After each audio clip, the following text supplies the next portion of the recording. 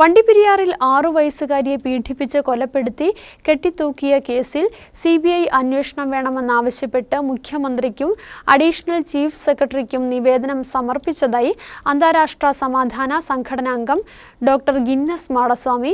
കേസിൽ യഥാർത്ഥ പ്രതിയെ കണ്ടെത്താനും കുറ്റമറ്റ രീതിയിൽ അന്വേഷണം നടത്താനും CBI തന്നെ പുനർ അന്വേഷണം നടത്തണമെന്നും സർക്കാർ ഈ വിഷയത്തിൽ CBI അന്വേഷണം പ്രഖ്യാപിക്കാൻ അടിയന്തര നടപടി സ്വീകരിക്കണമെന്നും ചൂണ്ടിക്കാണിച്ചാണ് ഗിന്നസ് മാടസ്വാമി മുഖ്യമന്ത്രിക്ക് നിവേദനം നൽകിയത്.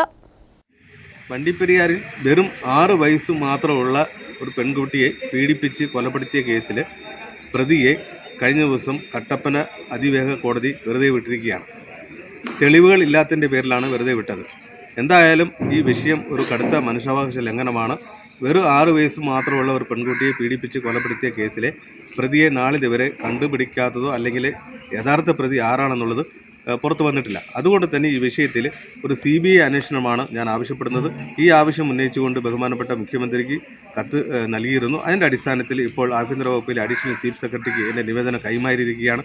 എന്തായാലും ഈ വിഷയത്തിൽ ഒരു CBI അന്വേഷണം ഉണ്ടായെങ്കിൽ മാത്രമേ യഥാർത്ഥ പ്രതി പുറത്തു കൊണ്ടുവരാൻ സാധിക്കൂ, നിയമത്തിൻ്റെ മുമ്പിൽ കൊണ്ടുവരാൻ സാധിക്കൂ എന്നതാണ് എൻ്റെ അഭിപ്രായം.